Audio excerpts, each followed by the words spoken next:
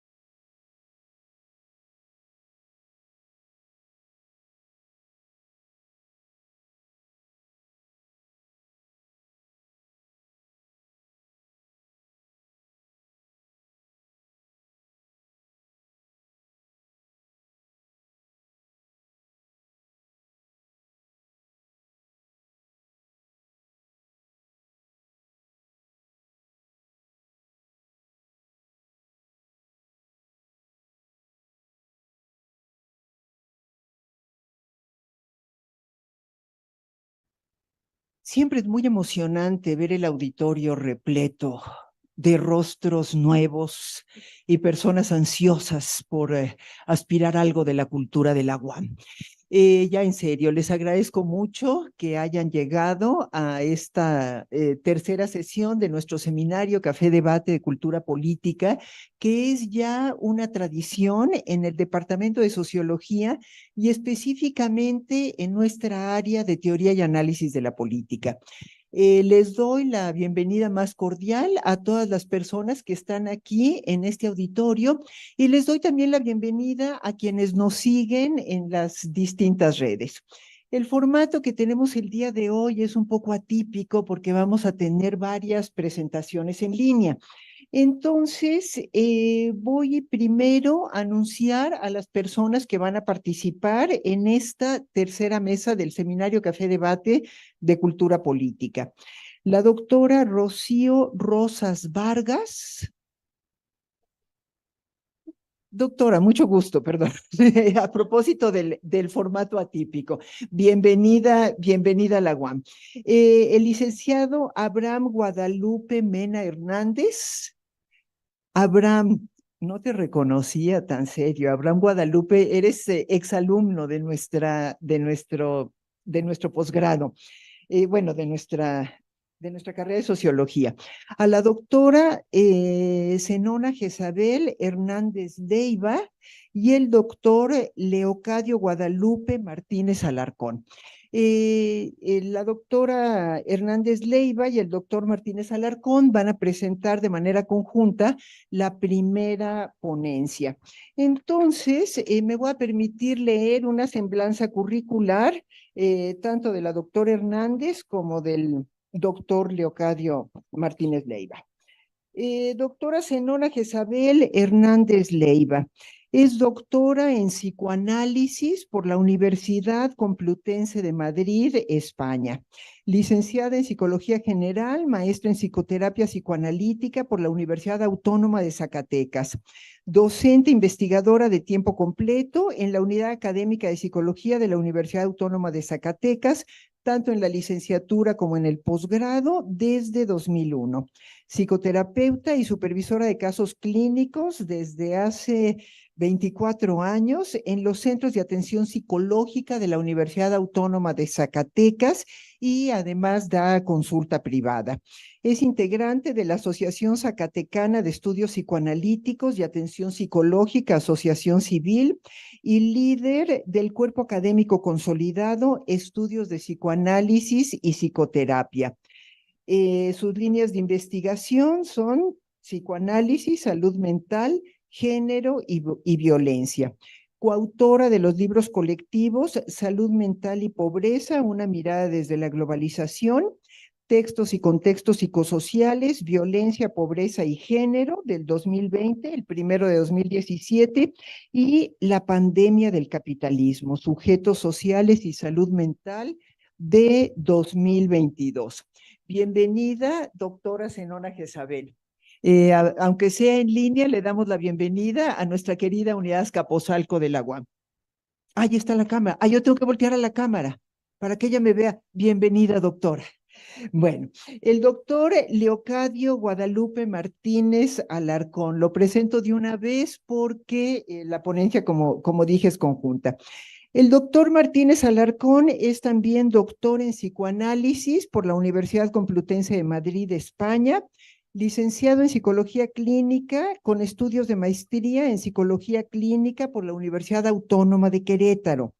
Docente investigador de tiempo completo en la Unidad Académica de Psicología de la Universidad Autónoma de Zacatecas desde hace 34 años.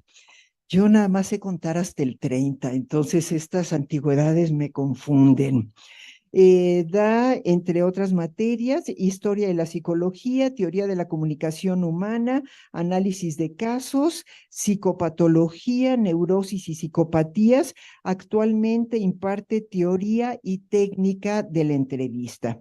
Es psicoterapeuta de adultos desde hace más de 30 años en los centros de atención psicológica de la Universidad Autónoma de Zacatecas y también da consulta privada. Es supervisor de casos clínicos en los centros de atención psicológica de la Universidad Autónoma de Zacatecas, presidente de la Asociación Zacatecana de Estudios Psicoanalíticos y Atención Psicológica, Asociación Civil. Es también integrante del Sistema Nacional de Investigadores y del Cuerpo Académico Consolidado, Estudios de Psicoanálisis y Psicoterapia. Sus líneas de investigación son psicología clínica, psicoanálisis y psicoterapia. Es coautor de los libros colectivos Salud Mental y Pobreza, una mirada desde la globalización, 2017, Textos y contextos psicosociales, violencia, pobreza y género, 2020, y La pandemia del capitalismo, sujetos sociales y salud mental. Muchas gracias por estar aquí. Les doy el uso de la palabra y pensamos 20 minutos, 20 minutos aproximadamente para la exposición. Adelante. Hola, buenos días. Bueno, antes que nada Antes que agradecemos, nada, agradecemos, que nada agradecemos, que nada agradecemos, que nada agradecemos. antes que nada agradecemos la cálida presentación y recibimiento que nos dan. Agradecemos de manera muy especial a Gilberto y a Estefanía pues el trabajo que han realizado para que sea posible este seminario. Un seminario en el cual hemos aprendido de grandes personalidades, entre ellas Marta, y bueno, otras personas de las cuales hemos ido enriqueciendo y nutriendo lo que nosotros hacemos desde nuestra propia trinchera, ¿no? Que en este caso tiene que ver con la atención psicológica que se da dentro de los centros de nuestra universidad y bueno, también en la atención que se da de manera privada. Este trabajo que vamos a presentar, como ya lo decían, es elaborado de manera conjunta, es producto del trabajo que se realiza en nuestro cuerpo académico y bueno, una de las principales líneas de investigación que nosotros trabajamos precisamente son los efectos de la violencia y la inseguridad en el estado de Zacatecas. Entonces, bueno, el título de nuestro trabajo es Percepción de la violencia e inseguridad en Zacatecas. Bueno, ¿por qué violencia e inseguridad? Bueno, sabemos que Zacatecas es uno de los estados de México más afectados por la violencia, producto de la delincuencia organizada. En particular, las ciudades de Zacatecas y Fresnillo constantemente son el escenario de enfrentamientos entre diversos grupos delincuenciales, ajustes de cuentas y otros delitos relacionados con la producción y la distribución de las drogas. Voy a abrir aquí una cita de un compañero investigador también de nuestra Universidad Autónoma de Zacatecas, de la Unidad Académica de Estudios del Desarrollo, bueno, en el cual él nos menciona las organizaciones criminales articuladas hacia atrás y hacia adelante en redes transnacionales de la droga incrementan notablemente su poder de fuego. La compulsión a agenciarse dominio territorial no se restringe a las localidades de arraigo, donde tienen su sede los liderazgos de las organizaciones, sino que se desplaza a lo largo y ancho de la cadena de producción de drogas y de los delitos asociados. La violencia desencadenada por las organizaciones criminales se traduce en homicidios, robos, trata de personas, tráfico de órganos y una multiplicidad de delitos. Bueno, aquí se cierra la cita. Entre los factores que han influido para que nuestro estado de Zacatecas sea el lugar en el que se han asentado grupos de la delincuencia organizada, se encuentran los geográficos, los económicos y algunos de tipo cultural. El Servicio Geológico Mexicano señala que Zacatecas se localiza en la región centro-noreste del país. Colinda al norte con el estado de Coahuila, al este con San Luis Potosí, al suroeste con Aguascalientes, al sur con el estado de Jalisco, al oeste con Durango y al noroeste con Nayarit. Esto es relevante en el sentido de que las conexiones han generado que se den relaciones tanto a nivel político, social y sobre todo vial, y razones por las cuales algunos cárteles también han tomado el Estado como una vía central para el trasiego de drogas. Bueno, esto como a manera de introducción de por qué el tema y por qué nuestro Estado, bueno, lamentablemente es uno de los estados que más sufren, como ya comentábamos, por los efectos de la delincuencia, de la violencia por la delincuencia organizada. Para esto, bueno, nos gustaría retomar el concepto de seguridad humana. ¿A qué se refiere este concepto de seguridad humana? Inicialmente, este concepto estaba referido a la posesión de armas nucleares, a la protección de los territorios en los países. Sin embargo, a partir de 1994, la Organización de las Naciones Unidas realizó un pronunciamiento en el que se puso en el centro de este concepto ya no los territorios, ya no los armamentos, sino a las personas. En este documento se proponía cambiar el concepto de seguridad en dos sentidos fundamentales. Se cambiaba del acento en la seguridad territorial a un mayor acento en la seguridad de la población y de la seguridad a través de los armamentos a la seguridad a través del desarrollo humano sostenible. En este sentido, se enumeraban 7 categorías de amenazas de seguridad humana: la seguridad económica, la seguridad alimentaria, seguridad en materia de salud, seguridad ambiental, seguridad personal, seguridad de la comunidad y seguridad política.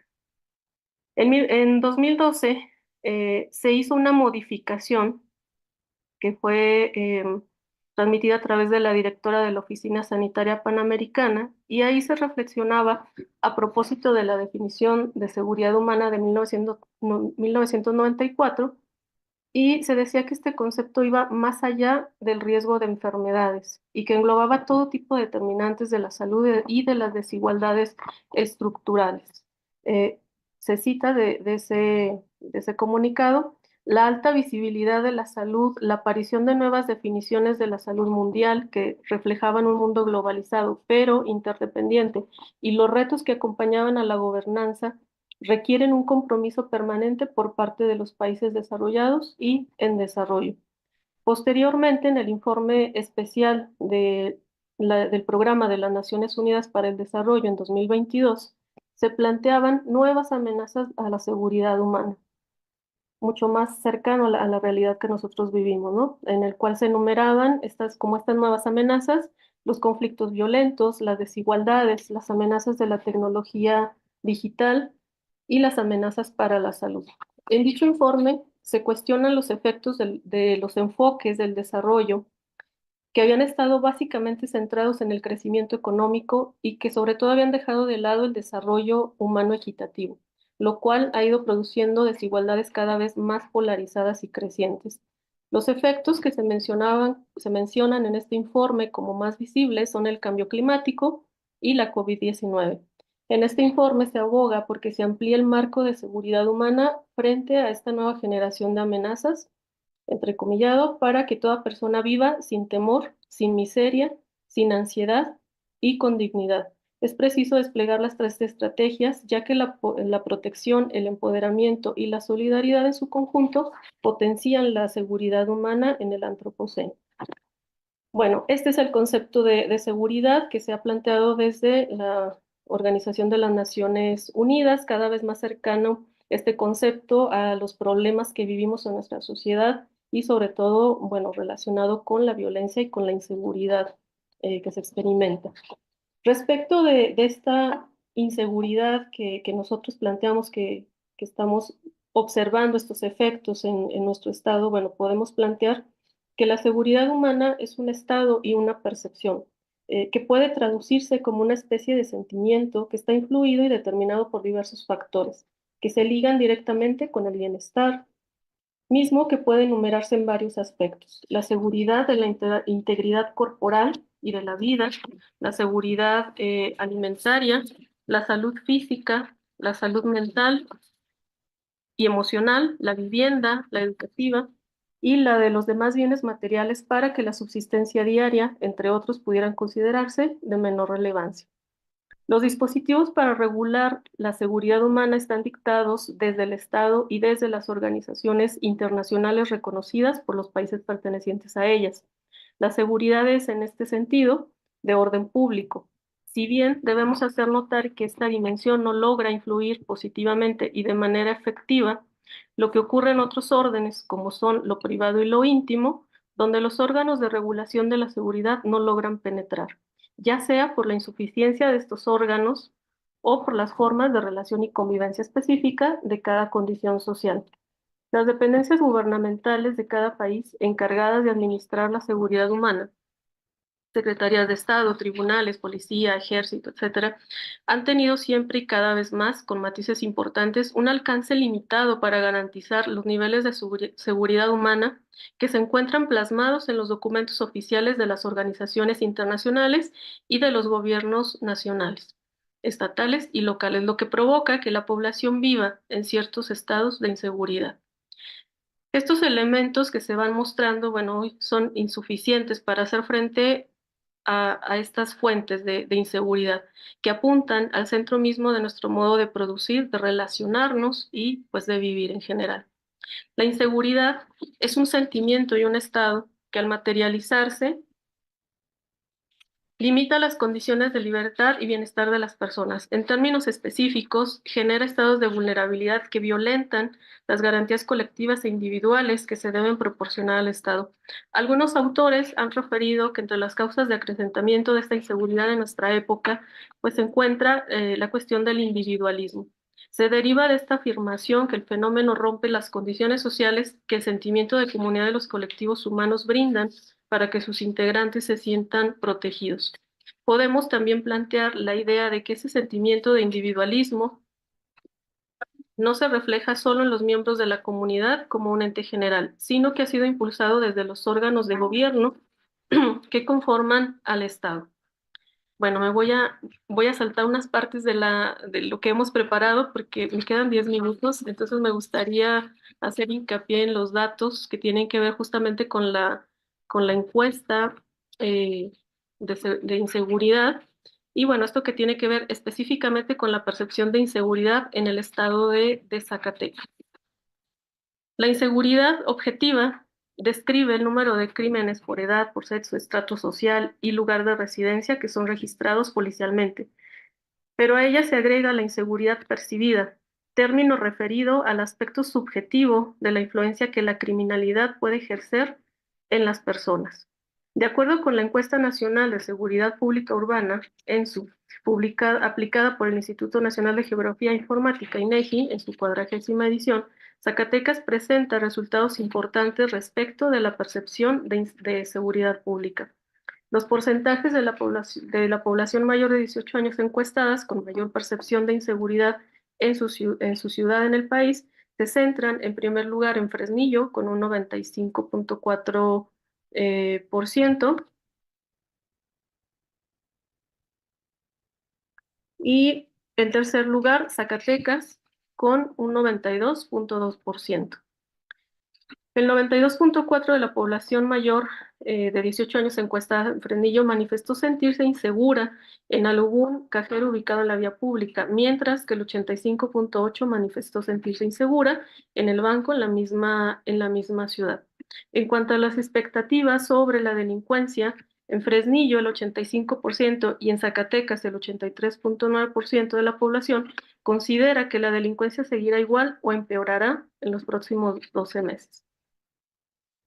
Esta percepción de la inseguridad genera cambios de hábitos por temor a la delincuencia. En Fresnillo, el 82% de la población cambió su hábito de llevar las cosas de valor por temor a ser víctima de la delincuencia, mientras que el 82.8% en Fresnillo y el 74.2% en Zacatecas cambiaron el hábito de permitir a los menores salir de casa. En cuanto al hábito de caminar de noche por los alrededores de su casa, el 86.1% en Fresnillo y el 73.5% en Zacatecas decidieron dejar de hacerlo por temor a ser víctimas de la delincuencia. En el mismo sentido, el 80% y el 64% en Zacatecas dejaron de visitar parientes y amigos por temor a ser víctimas de la delincuencia organizada. Respecto de las formas de enterarse sobre la situación de la seguridad pública a través de los noticieros de televisión, comunicaciones personales en el entorno de vivienda, Facebook e Internet, las ciudades de Zacatecas y Fresnillo no figuran entre los principales porcentajes, lo cual se puede relacionar con el hermetismo con el cual se maneja la información sobre la violencia producto de la delincuencia organizada en comparación con la que es producto de la delincuencia común. Bueno, hay otros datos que son importantes, bueno, pero que no dará tiempo de mencionarlos. Sin embargo, los más significativos para nosotros son justamente estos que implican la modificación en la forma de relación de las personas, las vinculaciones y sobre todo cómo se van deteriorando las redes, tanto familiares como sociales en general. Ante este panorama desolador de las consecuencias de la violencia por la delincuencia organizada que se viven en el estado de Zacatecas, tomando como base estos datos objetivos y la percepción subjetiva de la inseguridad que se vive principalmente en las ciudades de Zacatecas y Fresnillo, es necesario reflexionar sobre los efectos psicosociales que esto tiene en la vida cotidiana de las personas. Generalmente, estos efectos son referidos y atendidos en la consulta psicológica, tanto de manera privada como pública. Desde los consultorios, escuchamos cómo la violencia y la inseguridad han impactado desde el nivel macro al micro social. En las estructuras familiares se refleja la dinámica de inseguridad y violencia que a diario se vive en el Estado.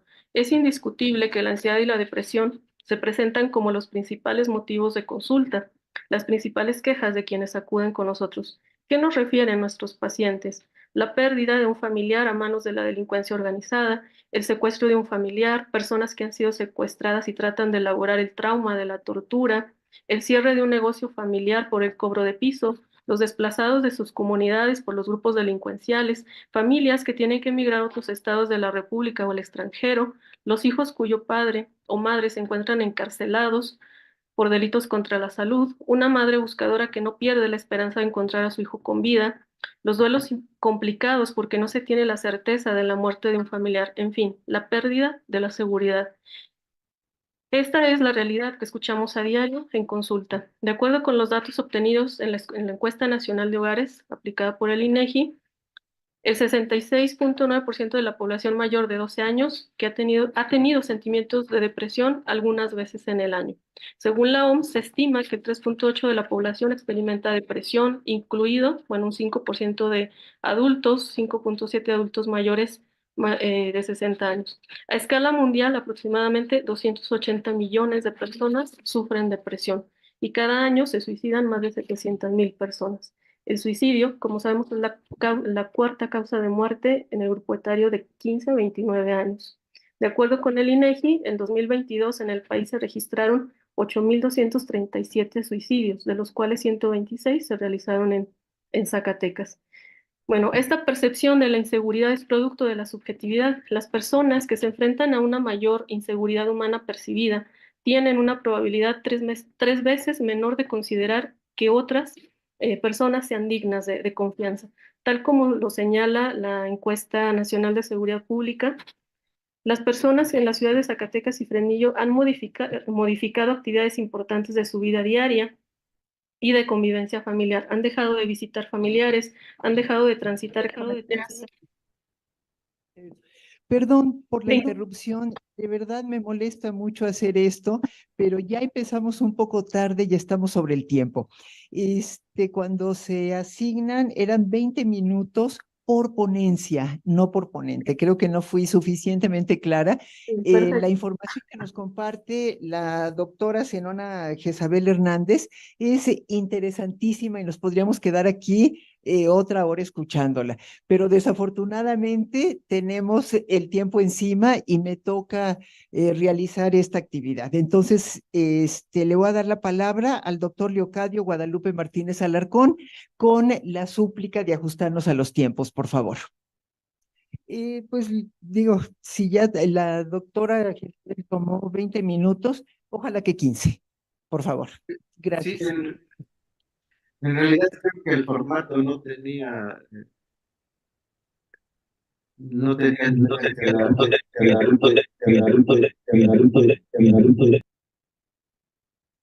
Sí, bueno, creo que ya se escucha bien. Si la doctora Jezabel hace la exposición de la ponencia y yo respondo las preguntas, así que estamos en tiempo. Eh, Preferiría que termines, Jezabel, si quieres, y ya luego pasamos a la segunda parte.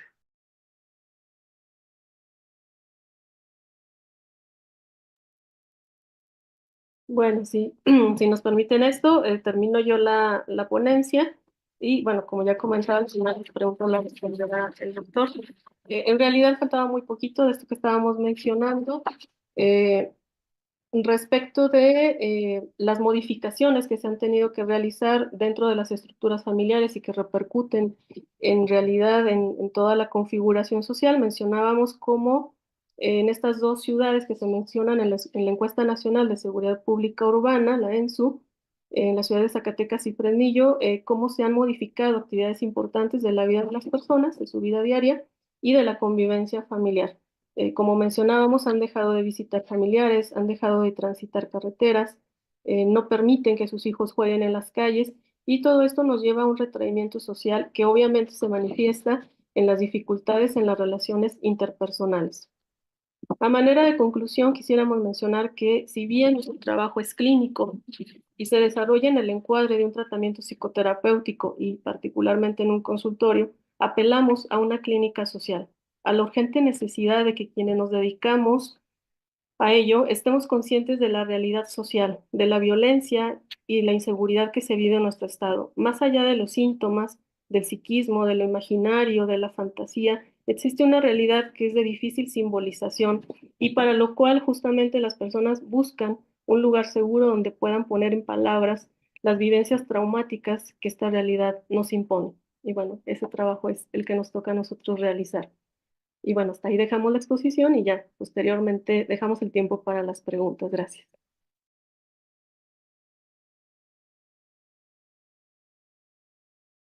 Muchas gracias a la doctora Zenona Jezabel Hernández. Y de verdad me disculpo por tener que interrumpir tan abruptamente.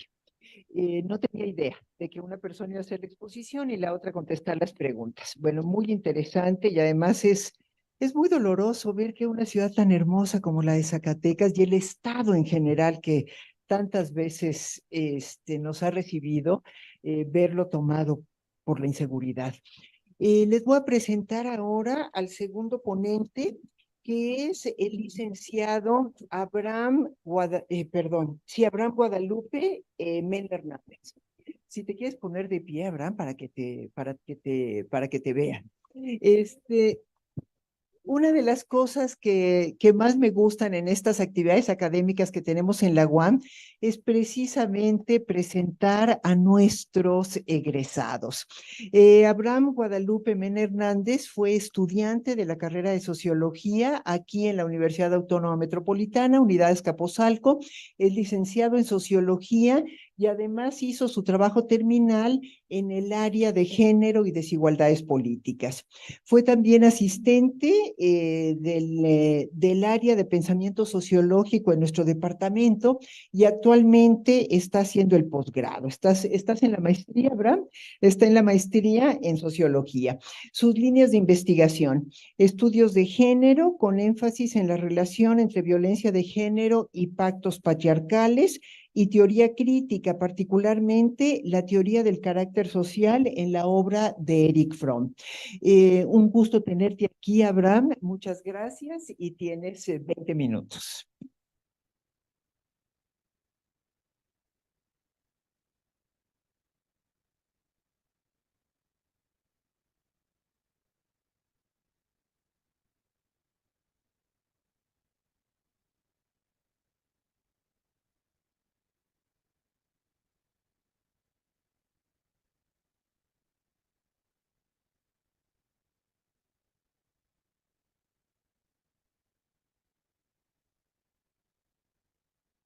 Bien, antes que nada quiero agradecer a los asistentes, gracias por la asistencia. Mi ponencia se titula Pactos patriarcales, prácticas de violencia y feminicidio, un análisis sociológico. Antes de empezar propiamente con mi exposición, me gustaría hablar sobre algunos datos sobre la violencia en general en México. Digamos que la medida base para medir la violencia en un país son los homicidios. Y bueno, desde 1990 hasta 2008, según el INEGI, la tasa de homicidios fue en decremento y en 1990 era 16.6, mientras que en 2008 la tasa era de 8.1. Sin embargo, es importante mencionar que tal vez a partir de este año, por la iniciada llamada guerra contra el narcotráfico, tal vez este repunte que después vemos, hasta el 2020, las tasas fueron de 29 y 25 homicidios por cada 100,000 habitantes, respectivamente. ¿Ahí se escucha? Vale. Pero también sobre alguna situación sobre la violencia contra las mujeres en México. En 2021, también, según datos del INEGI, el 70% de las mujeres mayores de 15 años habían sufrido algún tipo de violencia, ya sea física, sexual o psicológica. Pero también el punto extremo de este tipo de violencia, que es el feminicidio, en 2022 se registraron 968 casos de feminicidios, lo que representa un aumento del 127 respecto de 2015. Bien, una pregunta de investigación muy general que yo hago es qué significa el feminicidio en un contexto de violencia y narcotráfico como el mexicano. A manera de hipótesis planteo que el feminicidio significa una disputa de la masculinidad hegemónica en un contexto de narcotráfico y de pactos patriarcales de tipo moderno burgués. La metodología, hasta el momento en esta fase de investigación, ha sido teórica descriptiva con base al siguiente eje conceptual. Como pueden observar, en el centro pongo el feminicidio desde las perspectivas de Diana Russell y de Rita Segato. Por un lado, la sociología de la modernidad de Danilo Martuchelli, el estudio de masculinidades y del pacto patriarcal moderno burgués, también el estudio de las masculinidades hegemónicas y también sobre el concepto de violencia y violencia contra las mujeres.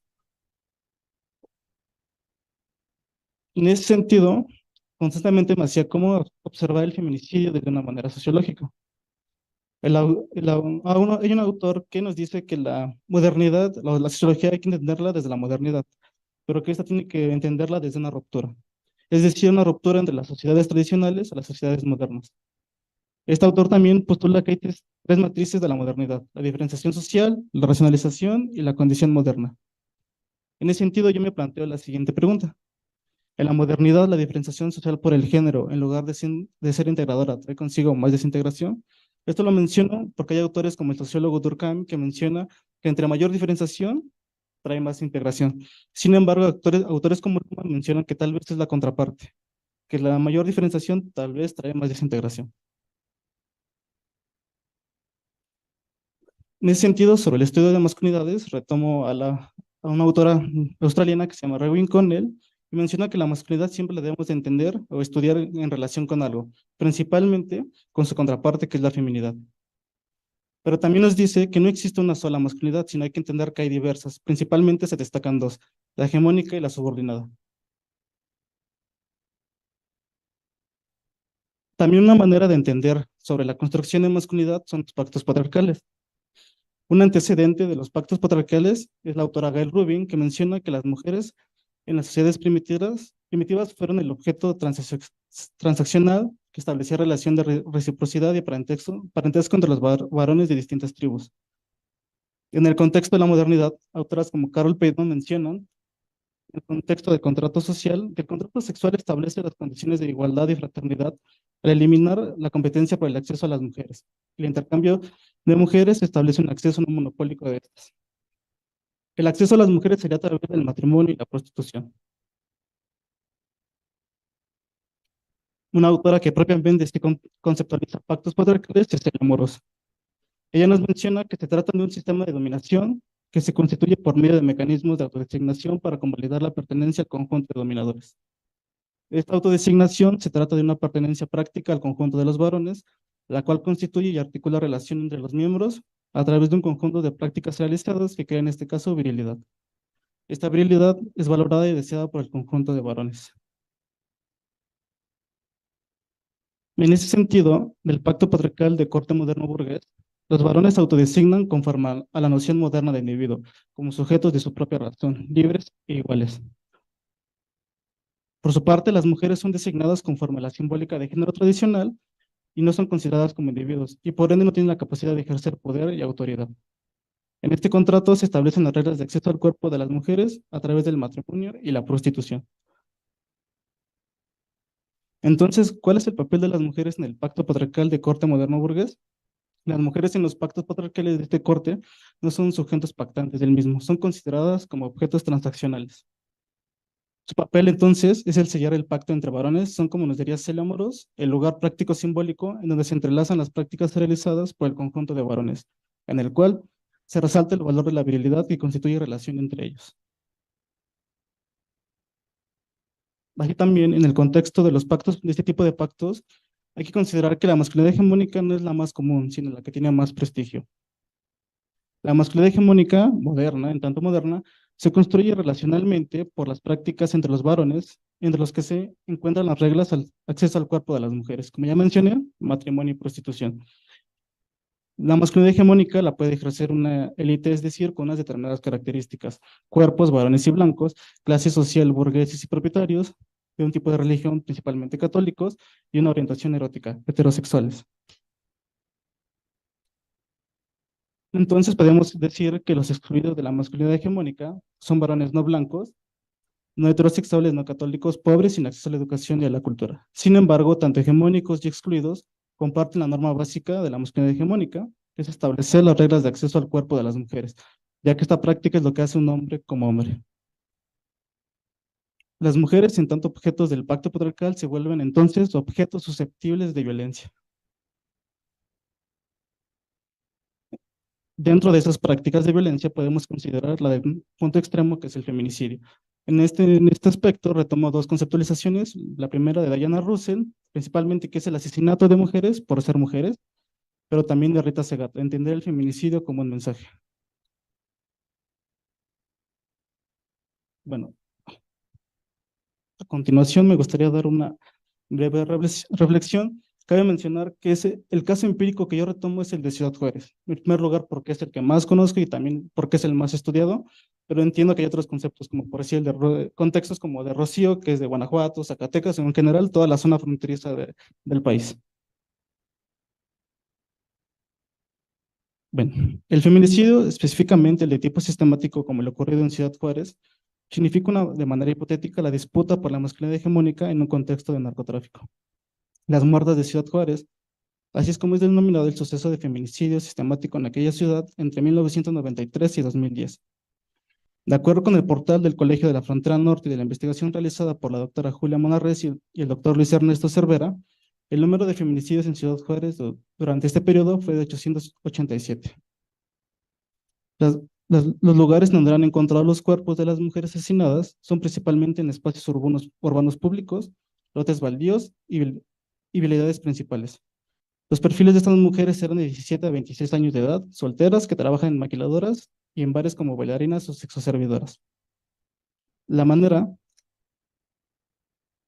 en que eran preponderantemente asesinadas eran con arma de fuego, pero también encontradas estranguladas, golpeadas, violadas, sepultadas y atadas. Se cree que los feminicidas en gran parte pertenecen a redes mafiosas o delictivas.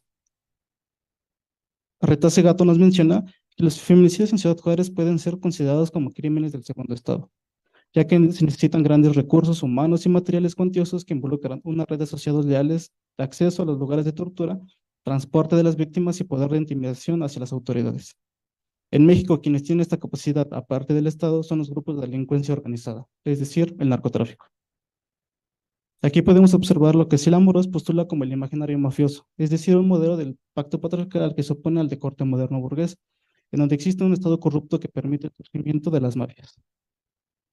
Pero, ¿por qué este tipo de feminicidio tiene lugar en Ciudad Juárez? Pues bien, también Rita Segato menciona que en esta zona fronteriza del norte de México predomina el acceso de la creación de la riqueza. Sin embargo, esta queda concentrada en pocas manos. La desigualdad es el caudal que marca y agiganta la brecha entre clases sociales.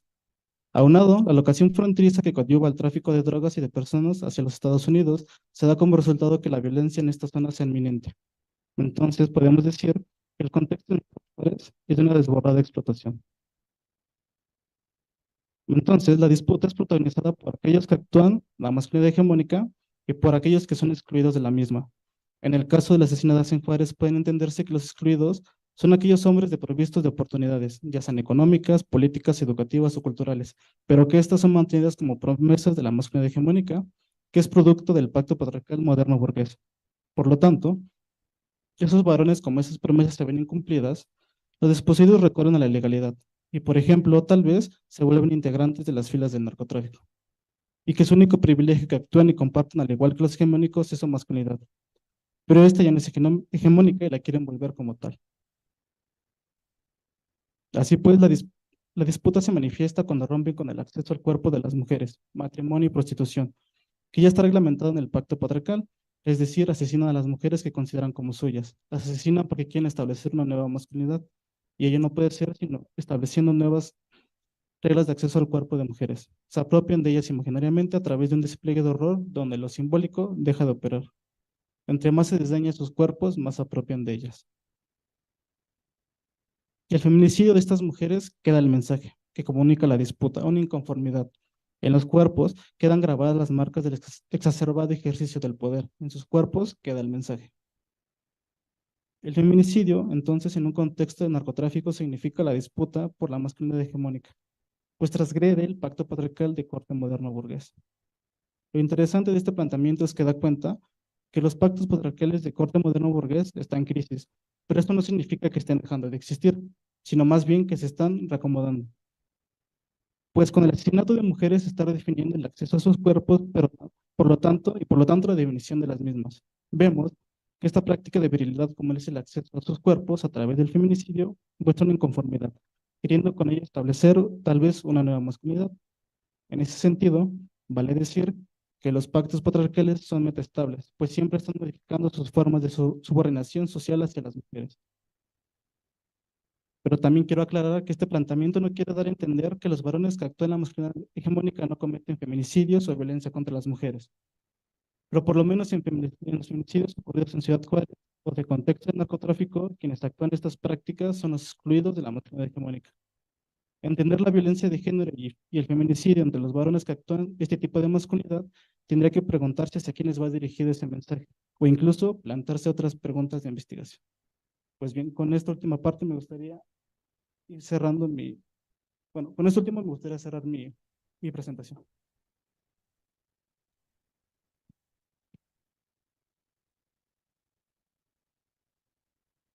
Lo apagó para que no me escuchara. Así son los estudiantes. Muchas gracias, Abraham, por esta exposición tan intensa y tan dolorosa. Sin duda, los primeros feminicidios, cuando vimos los primeros feminicidios a principios de los años 90, 1994, nos llenaron de indignación y de sorpresa.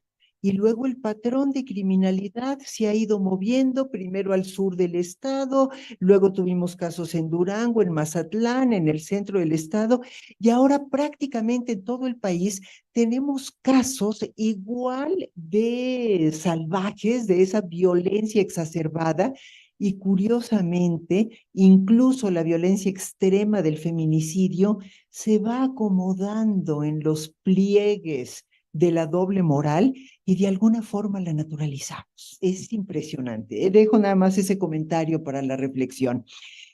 Bueno, y por último, vamos a tener una ronda de o varias rondas de preguntas y respuestas. Pero por último, entre las exposiciones, me da mucho gusto presentar a la doctora Rocío Rosas Vargas, aquí presente, que nos va a presentar la ponencia cuya carátula vemos ya en pantalla. Investigación sobre violencias, feminicidios y crimen organizado en Guanajuato. Me da mucho gusto presentar a la doctora Rosas Vargas. Ella es licenciada en Historia por la Universidad Autónoma de Baja California, maestra en Ciencias en Sociología Rural por la Universidad Autónoma Chapingo, doctora en Ciencias en Estudios del Desarrollo Rural por el Colegio de Posgraduados, también de la Universidad Autónoma de Chapingo, ¿no? Perdón, es independiente. Perdóname, hago la asociación. Entonces, la maestría es en la Universidad Autónoma Chapingo, el doctorado en el Colegio de Posgraduados con especialidad en género, mujer rural. Actualmente es profesora investigadora titular A de la Universidad de Guanajuato en el Departamento de Estudios Sociales de la División de Ciencias Sociales y Administrativas, en el campus Celaya, Salvatierra. Celaya es una ciudad muy famosa en los últimos días, no de la mejor manera. Sus líneas de investigación son género y desarrollo, violencia de género y violencia feminicida. Es integrante del Sistema Nacional de Investigadores desde 2009. Muchísimas gracias, doctora. Gracias. Con mucho gusto le doy la palabra. Sí. Gracias. Bueno, primero agradezco a los al profesor, se me olvidó el nombre, Gilberto, por la invitación a participar en este seminario. Muchas gracias también a la compañera. Bueno, yo hago investigación en la universidad y puse desde dónde investigo. Primero les quiero decir que pues, sí soy profesora desde 2009 en la sede Salvatierra. Para mí decir esto es importante, porque la sede Salvatierra está en el sur del estado de Guanajuato, pegado a Michoacán. No es lo mismo hacer investigación ahí que en la ciudad de Guanajuato o que en León. Sí, no tenemos las mismas condiciones. Soy originaria también del sur del estado. Yo nací ahí, nací en una colonia actualmente de alta violencia, de altísima violencia, ¿no? Yo soy de allí. Entonces conozco la gente, sé de lo que estoy hablando. También soy feminista desde que me acuerdo. Y bueno, ya les dije que vivo en una zona de alta violencia, en una zona donde continuamente escuchamos cohetes, pero no son cohetes, son balazos, donde pasan las ambulancias y no sabemos qué está pasando, ¿no? No sabemos si fueron a recoger un cadáver o qué fueron a hacer, ¿no? Y bueno, he hecho investigaciones sobre violencia desde que era profesora de la Universidad Intercultural Indígena de Michoacán sobre mujeres originarias de ese estado. Luego hice violencia de género en escuelas secundarias y preparatorias y también en espacios públicos. Quiero decir que además antes yo ni hacía estudios sobre violencia, sino que en maestría yo hice mi trabajo sobre historia agraria de San Salvador Atenco, y luego me fui a hacer trabajo sobre mujeres rurales, ¿no? Y tenencia de la tierra. Entonces ya después salto a este tema, que además ahora tengo que hablar de crimen organizado. ¿Cómo le hago? Bueno, aparte del punto de vista feminista que tengo que tener en las investigaciones, hago un análisis hemerográfico digital. Es decir, yo reviso todos los días los periódicos de la región, sobre todo los que están pues en el internet, porque es gratis. Yo no me financian el proyecto. Entonces, he revisado todos estos, ¿no? El periódico Correo es el que reviso diario, es como que el que tiene tiene mejor su base de datos. El Sol del Bajío, el Sol de León, La Jornada, La Nota Roja, Guanajuato Sur Noticias, Al Día, Ágora, que son además pequeños, digamos, informativos que solamente están en las redes sociales. El códigopostal.com, el blog del narco, entre otros, ¿no? Y además incluyo lo que el protocolo ALBA tiene y reporta generalmente, pues todos los días, ¿no? Sobre las mujeres desaparecidas en el estado, pero también sobre las mujeres que aparecen, ¿no? Hay dos formas. Primero yo reviso su página de Facebook donde pone el aviso de las mujeres desaparecidas. Y hay dos leyendas que les ponen en la foto, una es localizada y la otra es desactivada. La que yo tomo en cuenta es la desactivada, porque es cuando encuentran a las mujeres asesinadas, ¿no? Muertas. Construye una base de datos, se clasifican las muertes según el lugar, la fecha del evento, ¿no? El municipio, claro, la forma de asesinato, si hay un asesino conocido o no, ¿no? ¿Qué arma se usó? Si estaba desaparecida o no, y entre otras categorías, ¿no? Y bueno, se describe ahí, lo tengo en Excel y luego ya saco mis cosas. No reviso el Ministerio Público, no reviso casos en el Ministerio Público. Yo les quise contar que trabajo allí, y este trabajo a mí me cuesta mucho, ¿no? Imagínense revisar. Yo reviso todos los días la nota roja, pero imagínense revisar los archivos del Ministerio Público donde hay fotografías, donde hay más datos seguramente, pero yo no voy a soportarlo y no lo voy a hacer ya, pues ya. Aunque haya un sesgo, siempre va a haber un sesgo porque no van a ser todas las que están en mi base de datos, ¿no? Va a haber una diferenciación ahí numérica. Incluso hay una diferencia numérica con el Secretariado Ejecutivo de Seguridad Nacional, ¿no? Ellos han reportado menores casos a los que yo he encontrado, nada más revisando los periódicos. También para mí es la forma más sencilla de acercarme a esta situación de los asesinatos de mujeres. Todavía no hablo de feminicidios. Entre estos casos, por supuesto que hay feminicidios reconocidos y no reconocidos, ¿no? Porque todo esto está enmarcado en las luchas por el territorio, tanto territorio geográfico como el territorio de los cuerpos. hay una lucha entre diversos cárteles, ahorita lo vamos a ver, y entonces pues la forma más fácil para mí es hacerlo así porque es la más segura, entre comillas, ¿no? También, porque además es un secreto a voces, como le pongo ahí, la intervención de grupos policiales, de los grupos policiales en estos grupos de crimen organizado, sobre todo las policías municipales y estatales, y bueno, no lo digo yo, lo dice mucha gente, y el último video de cómo asesinaron a un policía en Guanajuato, ahí está, cuando él dice es que están con tal y tal grupo, ¿no? Que lo quisieron usar de propaganda política y quitarle esa parte que es fundamental, ¿no? Él dice, si estamos dentro, por eso en Celaya matan tanto policía, y el día de ayer mataron a una mujer policía en un centro que ella cuidaba, ¿no? Entonces, por eso hago nada más la revisión de periódicos. Sí platico con gente, por supuesto, me llega información y eso también lo analizo. Hay muchas dificultades, sobre todo porque no sabemos cómo está la situación en Guanajuato, ni siquiera sabemos si con quien estamos hablando es seguro, ¿ve? Por eso se me hace difícil. Y bueno, en el número 6 debería decir dificultades. No dificultades. Dificultades porque es difícil saber con quiénes hablamos, ¿no? Y si es seguro hablar con esas personas o no, porque no sabemos qué pasa. Por eso puse el Buchanan.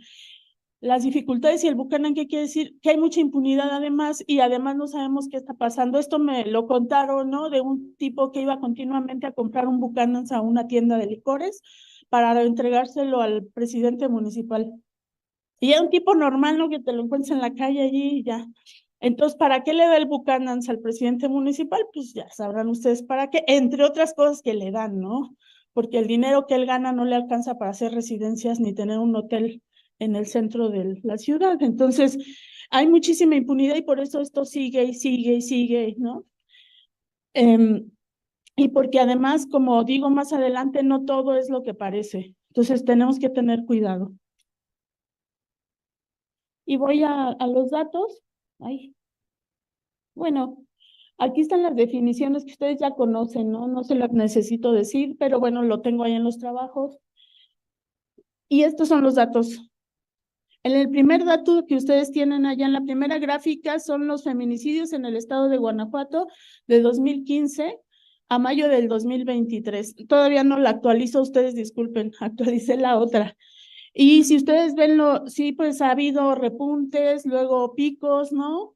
Que coinciden a veces, si se fijan en 2021, coinciden con el número de mujeres asesinadas, coinciden no con el número, sino con el repunte de los casos, ¿no? Ese lo hice con estos datos del Secretariado Ejecutivo del Sistema Nacional de Seguridad Pública. Lo que pasa es que cada estado tiene que informar a este secretariado cuántos casos hay y depende de los ministerios públicos, depende de ellos considerar o no feminicidio algún caso, ¿no? De asesinato de mujeres. Por eso ustedes ven ahí menos de lo que ocurre en el estado, ¿sí? Entonces, bueno, la gráfica siguiente son los números de mujeres asesinadas en el estado que tengo yo a partir de la revisión de los periódicos, ¿no? Si se fijan en 2016, de 2016 a 2017, bueno, fue más allá de duplicarse, ¿sí? La cifra, porque aquí hubo un hecho entre los grupos del crimen organizado, ¿no? En 2016 se reunió el cártel Jalisco Nueva Generación con el cártel Santa Rosa de Lima para dialogar, supongo yo que para ver cómo se repartían el territorio en un restaurante de Irapuato. Se iban a reunir, bueno, sí se juntaron, pero asesinaron al hermano del líder del cártel Jalisco Nueva Generación en ese momento, entonces no hubo ninguna reunión, bien, no llegaron a acuerdos, lo matan y a partir de ahí se dispara la violencia en el estado, ¿no? Y por eso empiezan a asesinar cada vez más personas, entre ellos mujeres.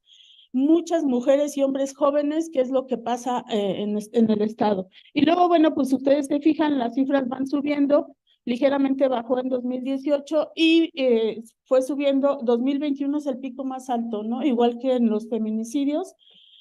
Y el último es el de pues 2024, yo lo actualicé antier, son 117 casos, más de una diaria, ¿sí? Y ya no lo actualicé el día de hoy, ahí debería de decir 118, seguramente hay más.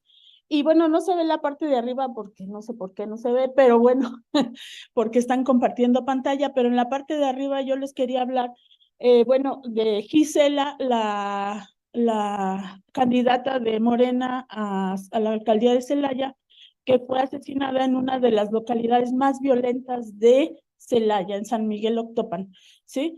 Pero también estaba el caso de Lisette, por eso pongo la flechita. Lisette era una muchacha de Salvatierra que desapareció y al otro día la encontraron asesinada, ¿sí? ¿Y por qué lo pongo? Porque se encuentran muchos casos de mujeres asesinadas y todo, no se investigan a fondo porque como están con signos de como lo que hace los grupos del crimen organizado, pues ya se clasifica, no es un asesinato más entre estos enfrentamientos, y en el caso de Lisette no fue así, ¿no? Después indagando, parece ser que el novio fue quien la asesinó, pero hay tantos casos que bueno, pues el tipo ahí se va. Y hay otros que además imitan los modos, ¿no? Imitan los modos, por ejemplo, en el caso de una joven que la dejan en un hotel, y ponen un anuncio ahí en el baño de que era un rollo de venganza entre grupos, y ya, pues el tipo agarra y se sale del hotel y se va y la deja allí, y pues sí, al principio no, que una prostituta y que quién sabe que no era una prostituta, era una mujer que fue con el novio allí y que tenía todos sus derechos, ¿no? Entonces, pero la asesina y el tipo se va y ejerce, y hace su vida, ¿no? En Querétaro, eran de Querétaro, hacen su vida tranquilamente, pero la chica había enviado un mensaje antes a una amiga y le dijo dónde estaba y con quién estaba, y por eso se supo que quien la asesinó fue su novio, que se sentía inferior a ella. Y bueno, un poquito con el colega comparto esa opinión, ¿no? Pues es un tipo disminuido, por ahí hablaban, son hombres disminuidos de poder, ¿no? Del poder que supuestamente deberían de tener, y entonces como ella era más exitosa, pues la mata. Y más casos de ese debe de haber mucho, ¿no? Hay estudios en el Estado de México sobre esto. También en 2023, Salvatierra, yo estoy en el Departamento de Estudios Sociales que se ubica en Salvatierra, no en Celaya, ¿sí? Salvatierra llegó a la fama en 2023, en diciembre, porque llegó un grupo armado y asesinó a un montón a 11 personas en una hacienda, así supieron, ¿no? Bueno, entre ellos había 2 mujeres, por eso están incluidas en esa base de datos. Y eso me recuerda un poco a lo que el joven decía, porque entre todas las cosas que se dicen en la zona, es que obviamente hay muchísimo consumo, ¿sí? En el sur, donde yo vivo, hay mucho consumo de cristal, y entiendo yo que parece que les compraron o mandaron llamada a los que venden, vieron la fiesta, se les antojó estar en la fiesta, no los dejaron, porque además esos jóvenes eran de clase media, y esto es una diferencia enorme, ¿sí? Porque por ellos hicieron marchas, les hicieron un monumento, y todas las demás muertes, incluyendo las de Lisette de este año, la de una chica de 14 años descuartizada, la de otra chica que descuartizaron este año y que cada pedazo de su cuerpo lo fueron dejando en distintos espacios del municipio. Por ellos no se hace nada, porque no son valiosos.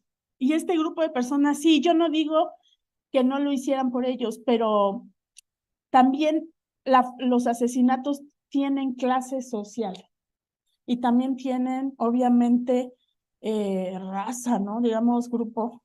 Entonces, aquí se respondió a eso, como no los dejaron entrar y ellos eran de la clase alta de Salvatierra, yo digo clase media, pero ya mi clase alta, pues nomás hay un grupo, los que tienen una fábrica son los ricos de Salvatierra, los demás son clase media, que se sientan así, ¿no?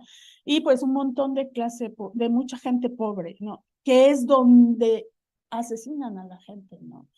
Entonces, bueno, parece que no los dejaron y entran y los matan, pero la policía estaba afuera. Desde un inicio, la policía estaba afuera, los dejaron entrar. y luego matan a la gente, ¿no? Entonces, ahí está otro caso. Aquí yo les apunto de jóvenes, este caso de las jóvenes meseras asesinadas en Celaya por el cártel Jalisco, no, por el cártel de Santa Rosa de Lima. Sí, 4 mujeres encontradas en una camioneta, 2 mujeres trans asesinadas en el estado y más casos, ¿no? En esta diapositiva les pongo los casos que son de 2 o más mujeres asesinadas encontradas juntas. Ese caso que les dije de las meseras, que ellas solamente fueron a trabajar y desgraciadamente a una de ellas la encontraron escribiendo un WhatsApp. Y por eso las mataron a todas y las calcinaron, ¿no? Nadie investiga eso porque como los son del cártel Santa Rosa de Lima coludida, dicen, yo no sé, pero dicen las voces que son con la Fiscalía del Estado, sabrá Dios si sea cierto, ¿no? A lo mejor no, pero ojalá y no, pero eso es lo que se dice. Entonces son todos estos casos. Y aquí yo les pongo, estos solo son 2023, ¿no? Con la primera gráfica que ustedes observan es el número, en números enteros, digamos, de mujeres asesinadas por municipios. Y destaca el municipio de León, Celaya con 68 casos, después Salvatierra con 25, después Irapuato, ¿no? Valle de Santiago, etcétera. Y yo decía que la mayor parte de las asesinadas, del número de mujeres asesinadas, por supuesto, en número, está en el corredor industrial del estado. Pero lo convertimos a tasas por cada 100,000 habitantes y esto cambia, ¿sí? Y encontramos los municipios con las tasas mayores de mujeres asesinadas, que es Santiago Marabatío, que rebasa y casi alcanza el 60 en tasa, Salvatierra, que pasa el 50, ¿sí? Después Tarimoro, con el 30, más del 30, Celaya con 25, o sea, Celaya está en las 2 listas, ¿se fijan? Porque Celaya además es uno de los municipios más violentísimos en todo, no solo en crimen organizado, sino en crimen común. Jaral del Progreso, que está en 20, Pénjamo, pero lo que quiero decirles es que esos municipios, excepto Celaya, son municipios rurales. Sí, uy, no me va a alcanzar el tiempo. Ustedes van a ver, aquí son los cárteles que trabajan en Guanajuato. El cártel Jalisco Nueva Generación, el Santa Rosa de Lima, que es ahí en Villagrán, la Unión de León y Cárteles Unidos, Fuerzas Especiales Grupo Sombra, Caballeros Templarios, los michoacanos, que luego van cambiando de nombre, ¿no? Y en el sur del estado, pues están los Marros y los Jalisco Nueva Generación, pero además en octubre de 2022, el cártel de Sinaloa mandó poner en 8 municipios mantas al mismo tiempo diciendo ya estamos aquí. Pero además el cártel del Golfo ahora está apoyando al cártel de Santa Rosa de Lima y son parece que son los que les ayudan a hacer los asesinatos más terribles. Bueno, este es el mapa de las tasas donde la zona más peligrosa del estado es en el sur. Yo pensaba que era en el centro. Sí es todo el estado, excepto algunos municipios del norte, pero en este año ya estoy encontrando casos, por ejemplo, de San Diego de la Unión, que ese ni estaba mencionado, y San Luis de la Paz. Pero, por ejemplo, si ustedes se fijan, es Celaya, Salvatierra, Tarimoro, Santiago Marabatío es ese que tiene un 2, ¿sí? Jaral del Progreso y Valle de Santiago. ¿Y qué tienen en común? Bueno, son zonas con mayor violencia criminal y eso está claro en el otro mapa y además, pues lo veo todos los días en las notas de Zona Roja donde asesinan más gentes, ¿cuántas? Todos los días. Tienen altos niveles de pobreza la mayoría de estos municipios, si se fijan, bueno, por ahí apunto, Santiago Marabatío, más del 40%, más del 50% excepto Celaya. Celaya tiene más del 40% de personas en pobres y las demás más del 50%, ¿sí? Casi 60%, algunos hasta 70%, pero Jerecuaro no está en la zona roja, ¿no? Hay normas y la cultura y las normas sociales imperantes en la zona y en el estado, ustedes saben, es un estado súper conservador, por eso todavía gana el PAN. Ojalá y no, pero así estamos, ¿no? Jodidos. Pero además, con la religión metida hasta el tuétano, ¿Y eso qué hace? Pues hay una alta tolerancia a la violencia hacia las mujeres y a la violencia, ¿no? Primero hacia las mujeres porque creen que es normal que una mujer deba obedecer al hombre de su familia, al hombre al que está adscrita, ¿no? Y además encuentran normal si las agreden en la calle o las insultan, ¿no? Entonces, eso también es un caldo de cultivo para que el asesinato de mujeres y los feminicidios crezcan en el Estado.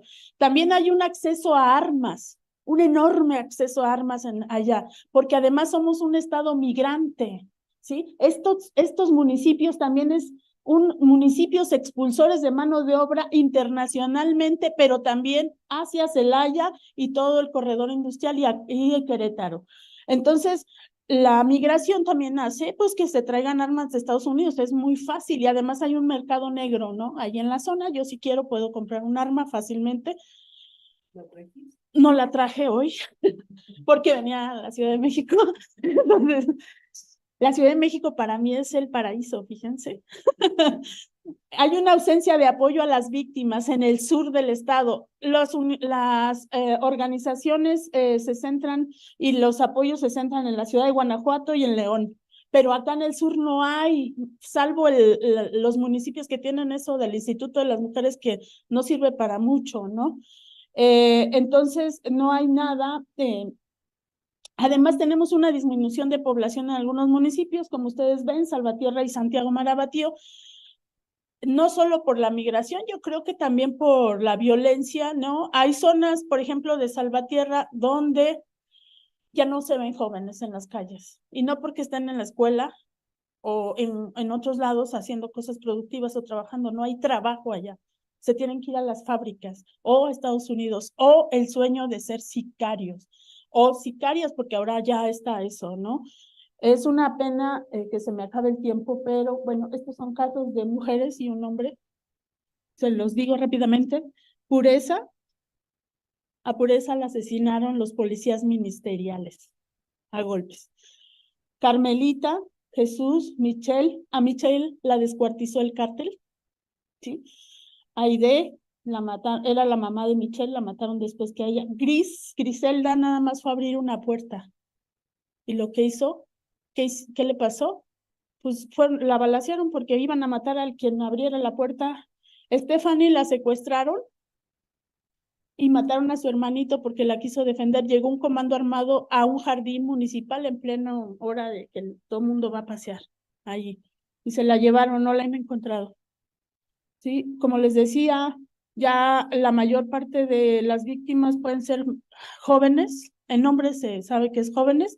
Las víctimas y los victimarios son jóvenes, ¿sí? Y como les pongo esta frase, cuando ya no alcanza con Morices, de Susana Reguillo, y también cuando no alcanzan los modos tradicionales de matar, es decir, cuando no nomás con un balazo se calman estos tipos, sino que exhiben los cuerpos de mujeres desnudos en los puentes, las descuartizan y las distribuyen o desnudas ahí. Es decir, hay formas cada vez más violentas, ya decapitan a las mujeres, ¿no? Y a los hombres también, por supuesto. Esto no estoy diciendo que es menos, no estoy minimizando nada, pero lo único que quería decirles aquí que es que pues esta situación en Guanajuato es súper grave, ¿no? Y este es un testimonio de alguien que dicen, bueno, yo dije, por poco y se convierte en daño colateral, diría Calderón, porque estuvieron a punto de matarla y criminalizarla, ¿no? Porque si la hubieran asesinado a ella, hubieran dicho estaba metida en algo. Siempre dicen eso. Sí, matan a alguien, está metido en eso, por eso no investigan. En Guanajuato deberían de aplicar lo que dice la Suprema Corte de Justicia en el caso de Mariana Lima Buendía, ¿no? De toda muerte violenta de mujer debe ser investigada como un feminicidio y luego descartar. Y allá no se hace. Nada más si ven que a lo mejor la mató el esposo, entonces ya es feminicidio. Si no, no. Bueno, y sería todo. Muchas gracias.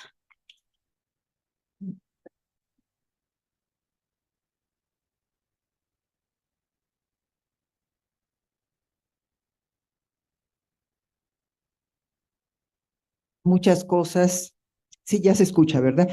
Siempre hay muchas cosas que se quedan en el tintero Hemos tenido 3 presentaciones extraordinarias que nos dan para mucho en términos de reflexión y de seguir platicando. Nunca tenemos tiempo, ¿eh? El tiempo siempre se nos va agotando y vamos persiguiendo los últimos minutos. Vamos entonces a dar paso a una o varias rondas de preguntas. Ofrezco el micrófono si alguien quiere hacer directamente un comentario o alguna pregunta. Y tenemos preguntas, todavía no tenemos preguntas de la gente que nos escucha virtualmente.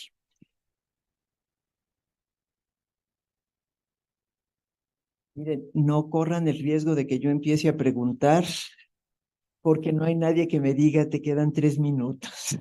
Y entonces puedo seguir avanzando. ¿Sería posible, Octavio, tener a nuestros ponentes en pantalla para que... Aquí. Y miren, si no hay preguntas del público asistente, yo les propongo volver... Perdona, ¿ya hay una pregunta?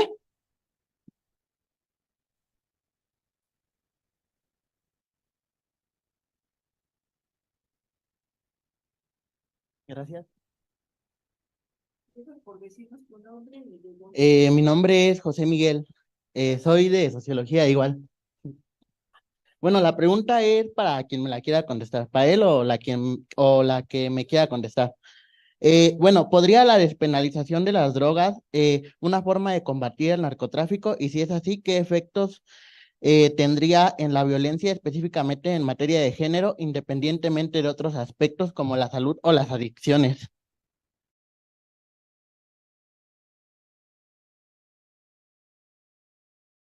Anuncio del registro de asistencia, creo que ya todo el mundo lo tiene porque veo aquí varios códigos. ¿Alguna otra pregunta? Voy. Buenas tardes, mi nombre es Ania Noroña y también soy de la licenciatura de Sociología. Y mi pregunta, ¿así? Sí, ok. Es para la última ponente y es sobre, como mencionó que su proyecto no estaba siendo ayudado o apoyado por ningún tipo de institución, me gustaría saber qué tipo de trabas se ha encontrado con por ejemplo, usted mencionaba que sus datos han sido recolectados a través de periódicos y de notas, ¿no? Entonces, me gustaría saber qué tipo de trabas ha encontrado para con los estamentos gubernamentales para que le brinden este tipo de información y si hay algún tipo de cuestión con el crimen organizado que usted ha estudiado, porque supongo que también es un peligro, ¿no? Para los investigadores. Gracias. Muchas gracias. A ver. Miren, yo tengo que resistir la tentación de comentar cada pregunta. Sí, permíteme un segundito. ¿Alguna otra pregunta? Ahora me van a ir a hacer caminar hasta allá para juntar mis 10,000 pasos. No, y claro que no, no era, y además no hay nadie que esté levantando la mano. Era nada más un ejemplo hipotético. Bueno, miren, tenemos una pregunta general para quien quiera responder. Tenemos una pregunta específica para la doctora Rosas. Yo les propongo darles la palabra a las y los ponentes en el mismo orden en que expusieron y que puedan contestar la pregunta y agregar cualquier cosa que les resulte pertinente. Podríamos tener unos 4 minutos por cada uno de los ponentes y de veras parece que lo disfruto, pero en realidad no me gusta esto del control de tiempo. Preferiría que no hubiera relojes. Entonces, si están de acuerdo, le doy la palabra en primer lugar a la doctora Zenona Jezabel Hernández. Okay. Entonces Bueno, le doy la...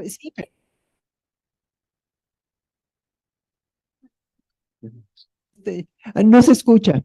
Es que me dicen que va a contestar el doctor Leocadio, pero digo que es posible que la doctora Zenona Jezabel quiera también comentar algo. Entonces, si quiere hacer algún comentario, adelante, y si no, le damos la palabra al doctor Leocadio Guadalupe Martínez. Gracias.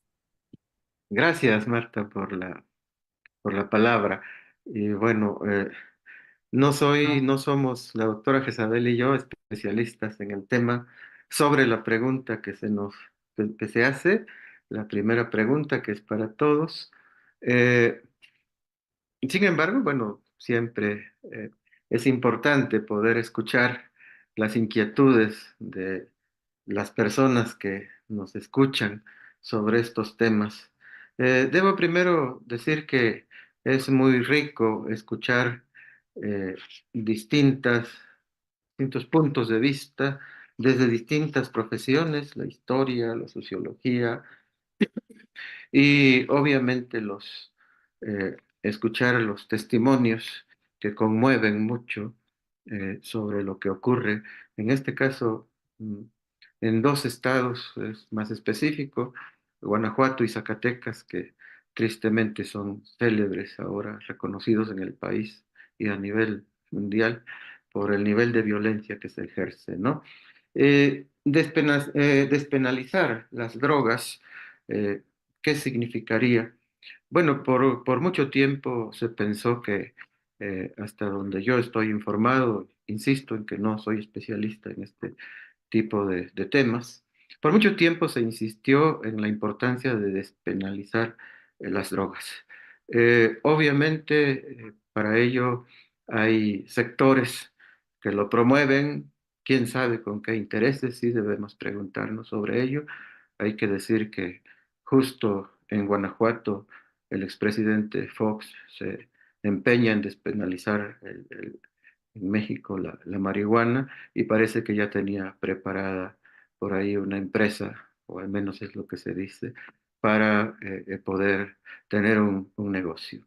Entonces, habría que tener cuidado con ese discurso que desde luego puede absorberlo.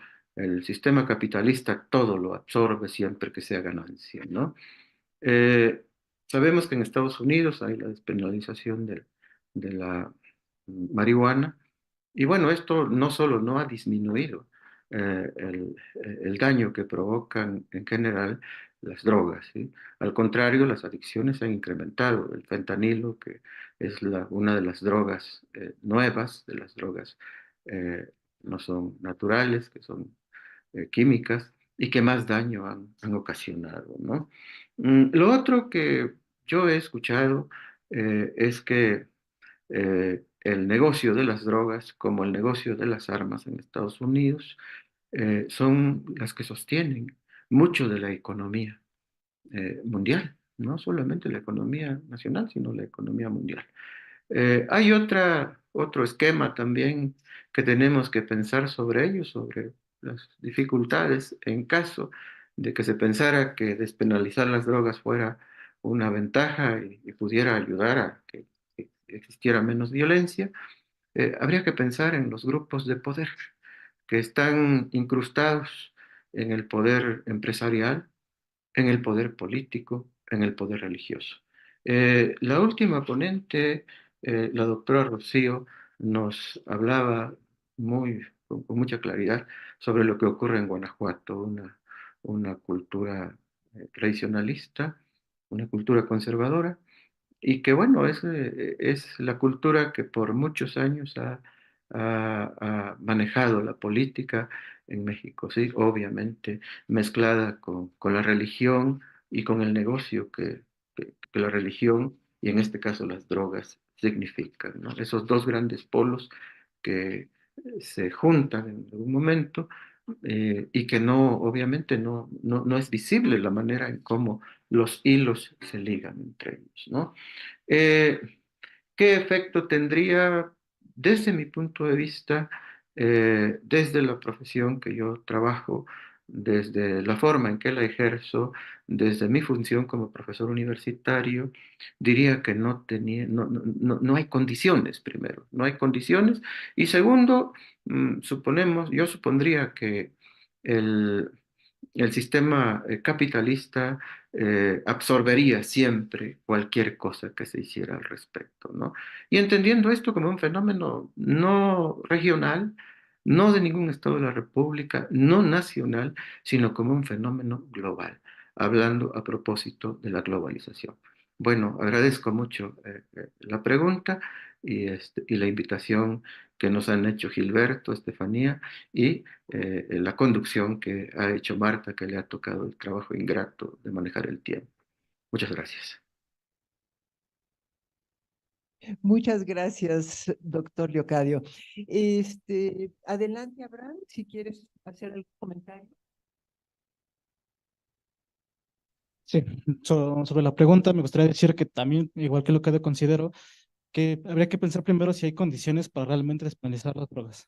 También en segundo lugar hay que mencionar que si bien tal vez hay una relación entre narcotráfico y violencia contra las mujeres, especialmente feminicidio, el narcotráfico no solo se enfoca en las drogas. Vemos que está en la construcción, que el huachicoleo y demás cuestiones, que también son actividades que inmediatamente también tienen que estar relacionados con la violencia. Pero igual hay que mencionar que la violencia contra las mujeres está en todos los ámbitos. Está desde la casa, en la escuela, en el transporte. Entonces yo considero que tal vez despenalizar las drogas, si tendría un efecto, no sería significativo para bajar la violencia contra las mujeres. Y ese sería mi comentario. Gracias. Muchas gracias, Abraham. Doctora Rosas. Sí, gracias por las preguntas. En un mundo utópico, se debería de despenalizar todas las drogas, no nomás la marihuana, porque además la marihuana yo ni la considero como droga, perdón. Pero, ¿por qué? Miren, en Guanajuato matan si ustedes compran cristal de un color o del otro, ¿sí? Hay dos grupos, uno lo hace azul y otro lo hace blanco. Si ustedes los cachan el del azul, ya se jodieron, porque matan consumidores, no crean que están matando, no se matan los sicarios entre ellos, ojalá que se mataran entre ellos, pues ya. Pero no matan a los consumidores porque no consumen lo que ellos quieren, lo que ellos les venden, ¿sí? Entonces, claro que ayudaría a disminuir los niveles de violencia, ¿cómo no? A lo mejor se crearían empresas. Claro, no solamente es la despenalización de las drogas, de todas, sino la política pública que se debe crear alrededor de la despenalización de las drogas, sobre todo también, pues enseñarnos a que si vas a drogarte si quieres, porque además deberíamos estar en un lugar donde si te quieres te drogas y si no quieres no te drogues. Yo creo que deben de tener esa libertad, pero debe de haber un consumo responsable y decirles, mira, si te drogas así te va a pasar esto, esto y esto, pero si haces esto te puede pasar esto y va a haber lugares donde te puedas atender, ¿no? Donde puedes ir a que te eduquen o a que enseñen el consumo responsable y entre otras cosas. Yo nomás me imagino eso. Eso sí disminuiría la violencia. No sé si disminuiría la violencia de género, pero sí la violencia. Y, por ejemplo, yo que vivo en una ciudad súper violenta, en una zona súper violenta, por supuesto que quiero que esto se quite, porque si ustedes conocen al franelero de la esquina y al otro día lo matan, el franelero solamente trabajaba limpiando carros, pero se consumía y lo cacharon consumiendo lo que no debía consumir, ¿sí? O debía 500 pesos, etcétera, lo que sea. Para mí sí sería bueno la despenalización, pero les digo, ese es un mundo utópico. Hay muchos intereses, no hay las condiciones, pero me parece que sería una buena cosa, ¿no? La otra pregunta de las dificultades, fíjate que no hemos ido precisamente a pedir información sobre los asesinatos de mujeres, pero sí en casos de violencia de género. Hicimos un pequeño trabajo sobre cómo reaccionó la policía, si cuántas llamadas recibía sobre violencia de género durante la pandemia. Y nos hicieron dar muchísimas vueltas, no nos daban bien la información, ni tienen datos pues precisos. Se supone que deberían de ir registrando las policías municipales, pero no registran. Incluso hay una policía de género y tampoco registra nada. Entonces nos hicieron dar vueltas, nos dieron la mínima información que pudieron, me dijeron, ay, nos espera, vamos a ver cuántas son, y me mandaron un correo con un caso, después de esperar las semanas, ¿no? Vamos a los institutos de las mujeres también, pues sí, no son amables y todo, pero tienen muchísimas carencias. También la ideología no les ayuda, ¿no? Para entender la violencia contra las mujeres. Tampoco hay, los casos no son tratados de manera profesional, digamos, en los ministerios públicos, cuando les hemos ido a preguntar sobre cómo se hace la investigación sobre estos casos, sino que ellos hablan de los casos de violaciones, golpes, etcétera, así como si estuvieran hablando de fútbol. Por eso les digo que no son, ni hacen el trabajo objetivo ni responsable, tampoco les interesa porque tienen en la cabeza esa cultura patriarcal, ¿no? Entonces, pues no nos ha ido, no es que nos maltraten, nomás no, pues no nos hacen caso, no, tampoco nos han hecho caso los políticos cuando les mostramos las cifras de miren, esto está pasando.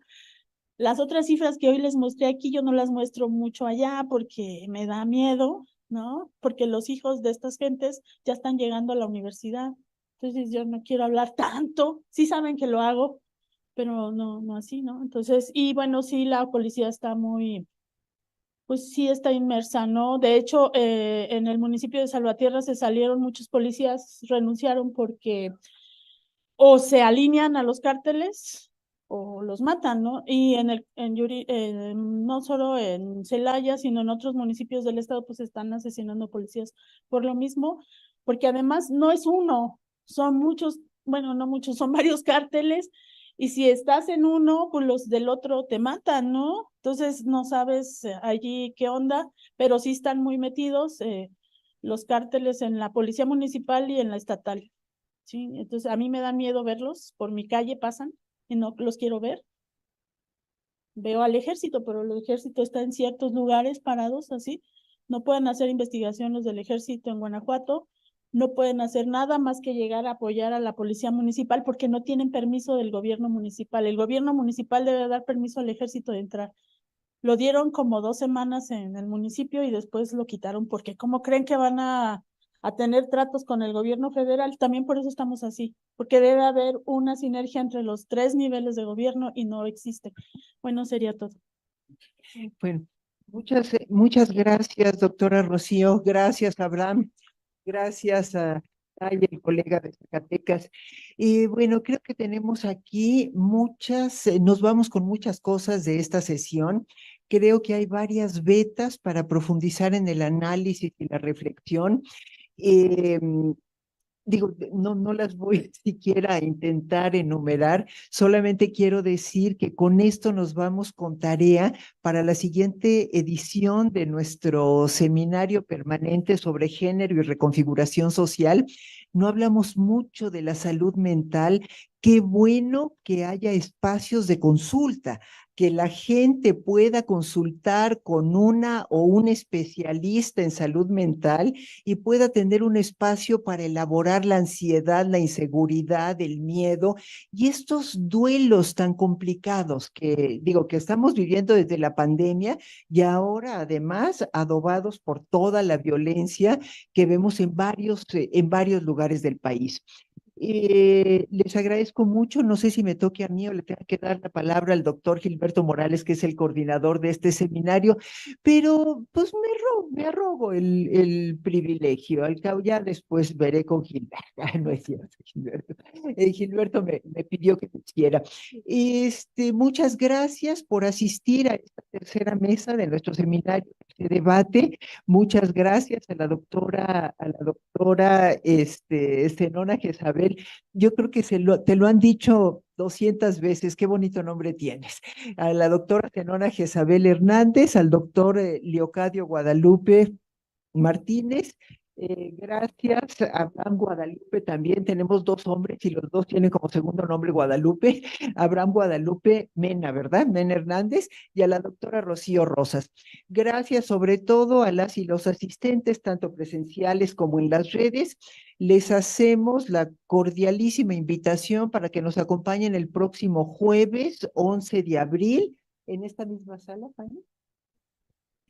Vamos a estar en la sala D001 de nuestra unidad Azcapotzalco de la UAM. Y si quieren desde Zacatecas venir el jueves, serán más que bienvenidos. Muchísimas gracias por todo. Perdón. No, bueno, que vengan a ya vieron que es el paraíso, que aquí no hay violencia. Durante no sé cuántos años, la Ciudad de México tenía la medalla de oro en violencia, y la gente de los estados le pensaba en venir a la Ciudad de México, al DF, en aquella época. No, ahí te roban y tomas el metro y te bolsean, te navajean. Y ahora eso ya quedó como cosa de parvulitos, ¿no? En muchos estados del país los índices de violencia son muy superiores. No porque nuestro pueblo haya mejorado, ¿eh? Sino que en todos lados estamos viendo un incremento impresionante. Bueno, muchísimas gracias y nos vemos el próximo jueves.